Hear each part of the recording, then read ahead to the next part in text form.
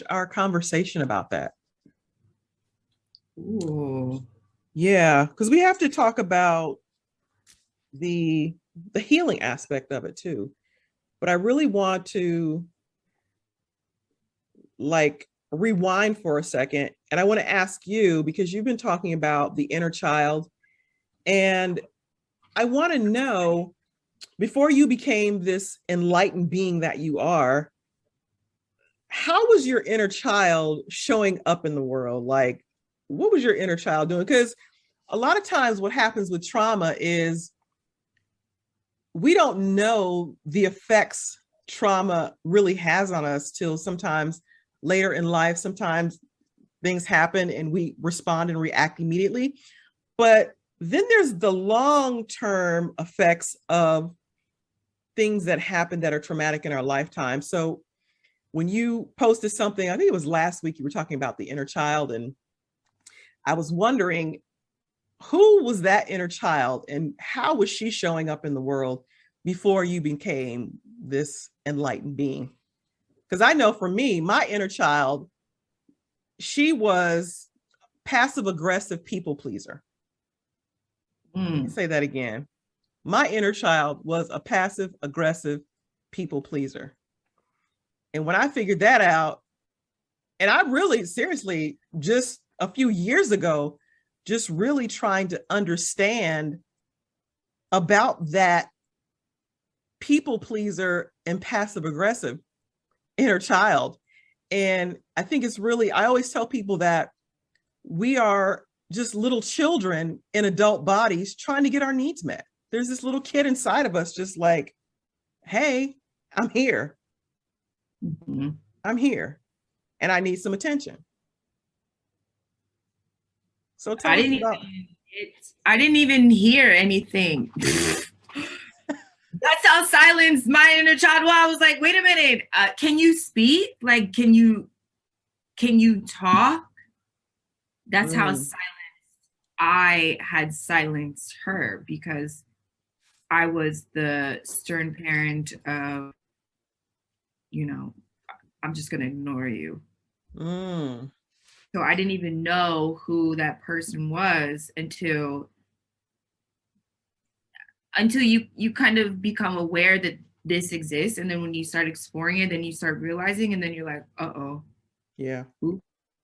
And when I finally got to know her, she was just so quiet, but angry and scared and silenced. So I really had to work on my inner child, but then also working on my throat chakra of being able to talk and communicate, and like what comes out of my mouth wasn't what I was thinking. Like that there was a disconnection there, because what I want to say, I wouldn't say.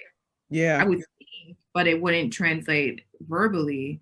And so if it doesn't translate verbally, then where does it go? Oh, it like manifests in the body. So precisely. What a journey it was. What a journey. But now, if you see, I'm very, I don't know, a bit chaotic, because she comes out at different times and at different moments, and I let her be herself, her best self, and I'm always trying to motivate her. Louise Hay is really good, as you showed me with mirror work and talking, and really caring for your inner child and not scolding whoever they are, and working on having a great relationship and then creating the boundary. Yeah. It's really be done. It's really important to set the boundaries. I think that, you know, for me as the people pleaser, I had to get to a point in my life where I had to set boundaries and say no. And, you know, very much like yourself, my inner child was silent. Like growing up, I was just mute, just quiet. Didn't feel comfortable enough to express what I was feeling. And like you, there was a lot of anger, there was a lot of resentment. And I grew up as that. As an adult, I grew up angry and resentful and seeking approval at the same time. So it just, it went outside of my household, looking for approval, to people that I met in my personal relationships, seeking their approval and not getting that approval. So like you said, there's this disconnect between what you're thinking and what you're saying. And then the third part of it, what you're feeling. So you're thinking one thing, you can't really say it, but then you have all these feelings connected to all of that. So it's like, it was very confusing to have all these conflicting things happening at once and not really understanding it enough to be able to dissect all of this. And it took me, I mean, over my lifetime, even still, looking at those parts of my life and thinking, man, I got to fix this. I got to fix this, because I wasn't showing up good in relationships, personal relationships, friendships. It was just a mess. Emotionally, I was just a mess. And a lot of times I felt like I was pushing people away because I didn't want them to see how much of a mess I was inside emotionally. I didn't want people to see that. So if you can only see me from afar, you can only see the image that I'm projecting. I'm showing you what I want you to see. But inside, it was a mess. It was an absolute mess. And it wasn't till I was a mental health counselor with a girls group, a teenage girls group. I think it was aged from like 12 to 16. And I was 33 years old. And it was at that time when I really began the work of healing that teenage girl in me by working with these young girls. And I remember one time, because we were like in a group setting, and I would always set the room up. We would have the chairs and we would set them in a circle. And one day I brought in a backpack, and inside the backpack, I had these huge rocks. And on the rocks, I had words like depression, anxiety, guilt, shame. I had all those inside of the bag. So when I came into the room and the girls were all sitting there, and we would always keep the lights down and have the candles on. So just kind of setting the mood of, it being a safe place for them to come in and express their feelings and their emotions. So I came in one day and just dropped this backpack in the middle of the floor. And I turned on Erykah Badu's Bag Lady. And we're just sitting in silence and we're listening to the words of the song. And then after the song went off, I said to one of the girls, I said, go open the bag and pull out what's inside of the bag. So she got up and she unzipped the bag and she pulled out, and then on the rock, it said depression. I said, so talk about that. So we started having conversations about depression. And then another girl went and she pulled a rock, and then it said anxiety. And then it was just each person getting up, pulling out a rock and reading what was on that rock. So if you're carrying something, a backpack, if you think about your life, we carry the weight of depression and anxiety and guilt and shame and all these different things that we carry around, and it's just heavy. And we don't even know we're carrying this stuff around. I was listening to a webinar before we got on today, and it was a webinar talking about post-traumatic stress disorder, vicarious trauma, and different things related to stress and trauma. And the guy was using the analogy of a person who's a hiker and a person who's hiking to the highest heights of the summit on the mountain, but he's got all this equipment and everything on his back or on her back. And as they're going, hiking up this mountain, when they get to the top of that mountain, they get to a point where they dump, all their gear and just kind of drop it on the floor. And just the weight, taking that weight off of you, you feel weightless. And I think a lot of times we're just unaware of all the stuff that we carry. I mean, think about that for a moment. Think about a time in your life where you've been able to just like unload all of that stuff that you've been carrying around all of your life. What was that like for you? Like your first kind of experiences when you started to unravel all of this stuff? Whoa, it's it feels like a weight lifted, and then at the same time it feels heavy because then your body has to process interesting because it's like your body has to learn how to live without the heaviness. Yeah. And sometimes you still walk around as if it's there when it's not. And so it's that second part of it of, yeah, okay, yeah, it feels good. Wow, I didn't realize I was holding all that here, and then this doesn't hurt anymore. The pain is gone. It's such a, it's not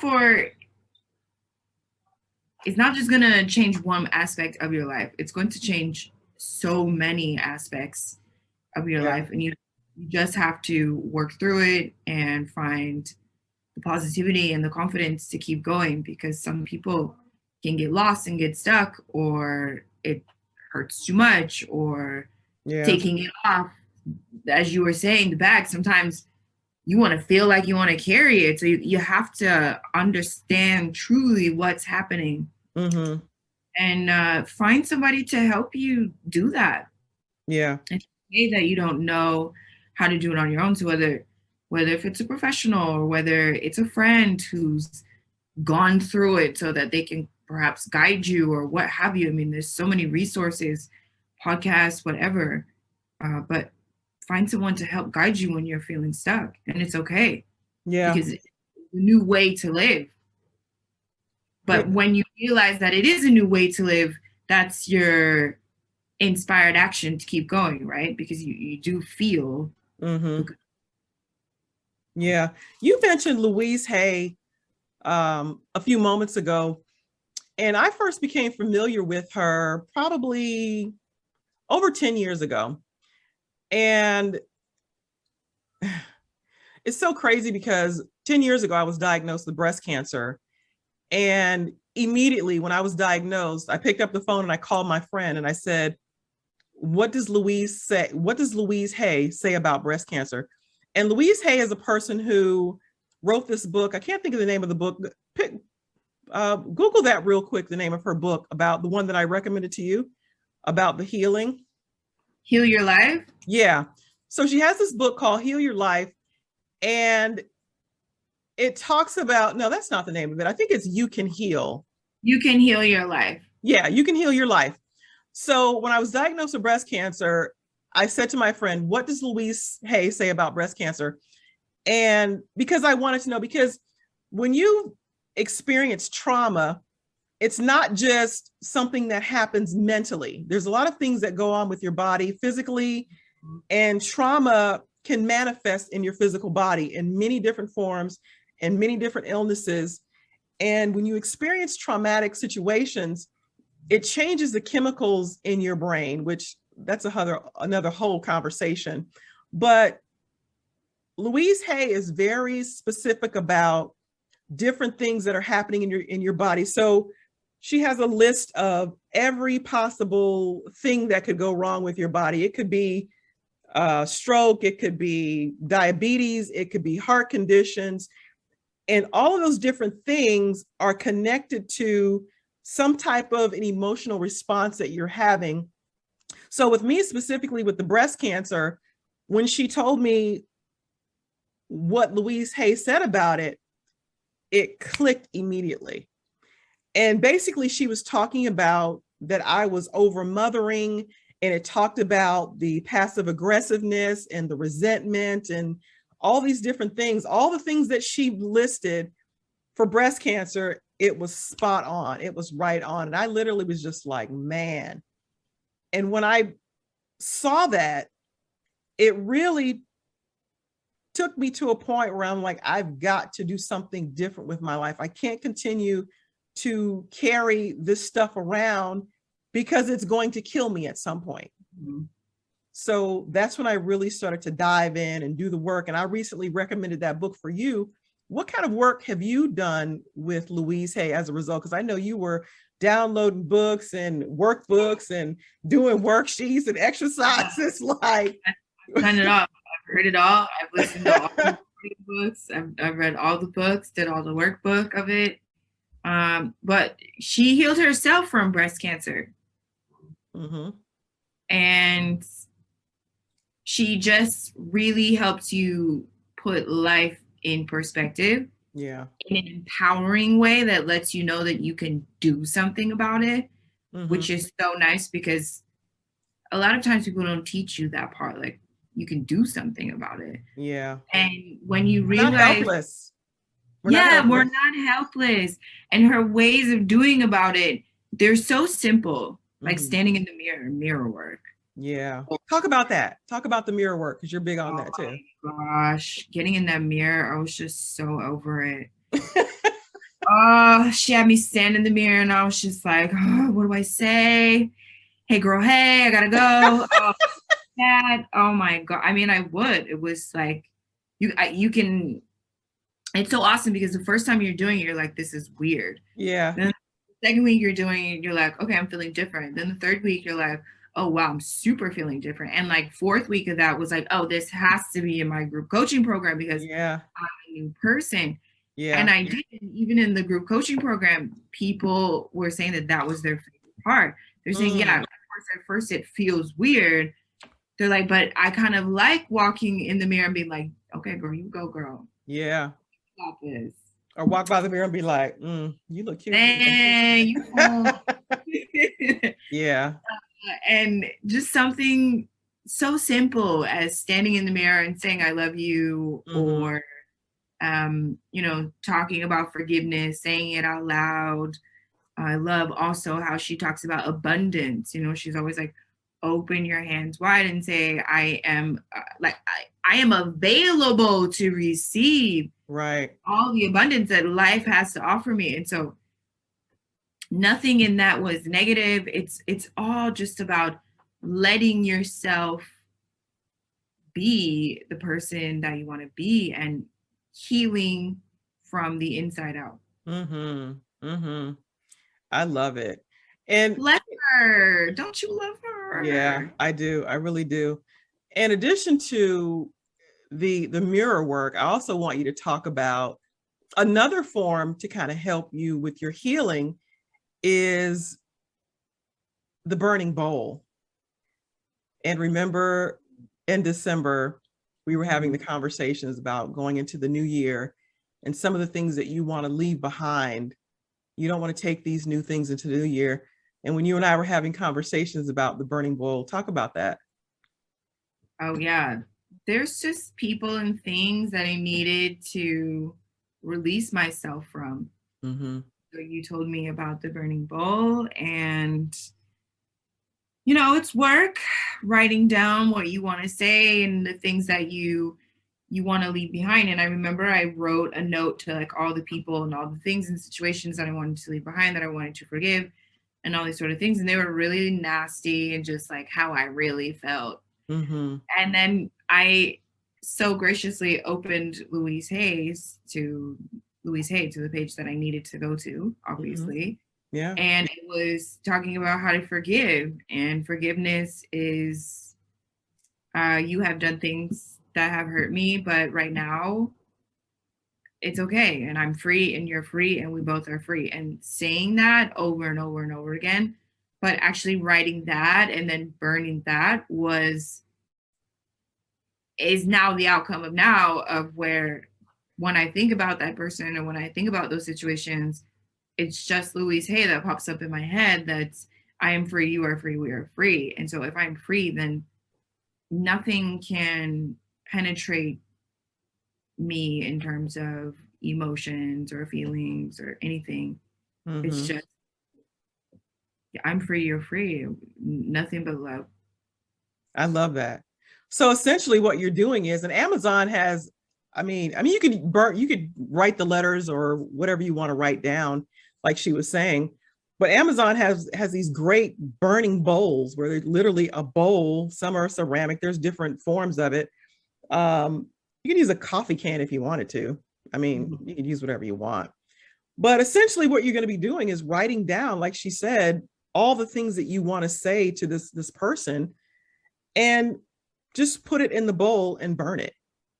Because there's something when you do exercises and when you do different actions, you're actually doing something and you're releasing all of that's icky stuff that's inside of you. you want to get that out of you and you want to get it off of you and release it. So using that burning bowl technique it's literally phenomenal. And a lot of times, if you think about it, a year from now, you won't even remember what you wrote on that letter to that person or what you wanted to say to that person.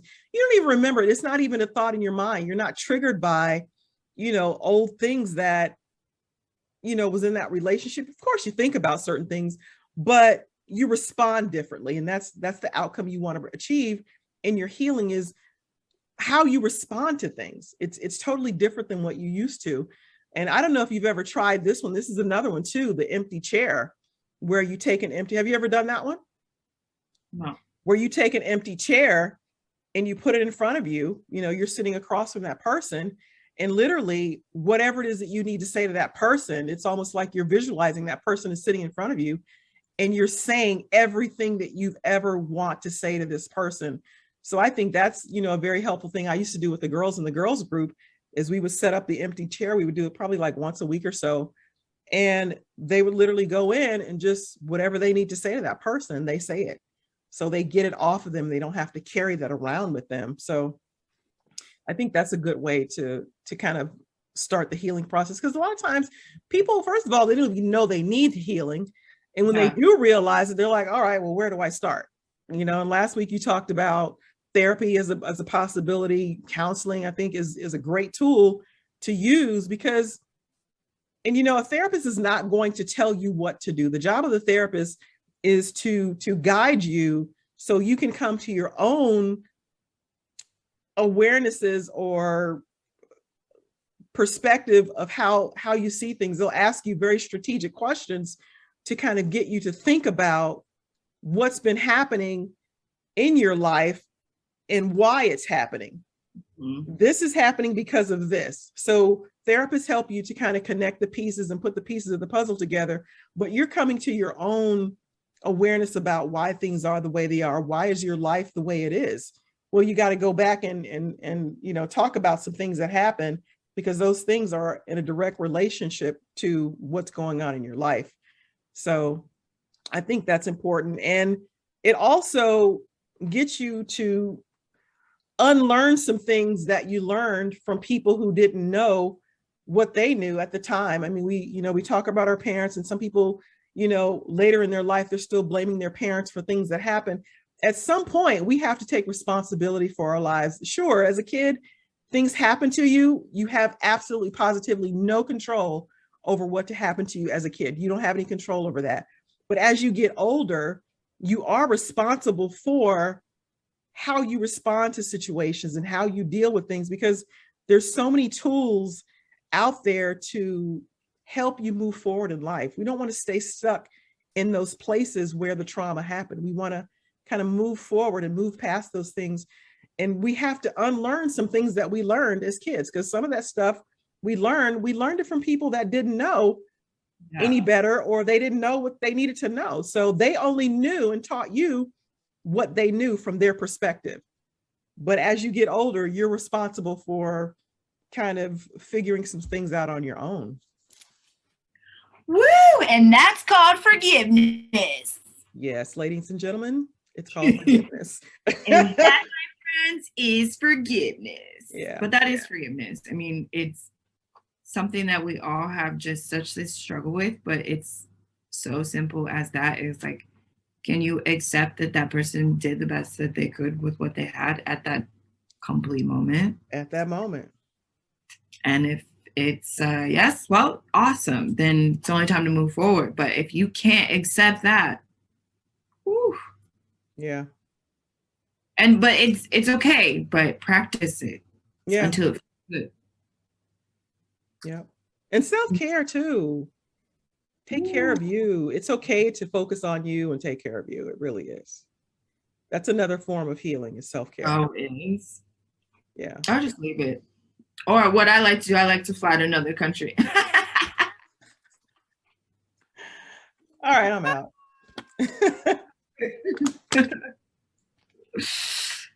On to the next country. Yeah. You.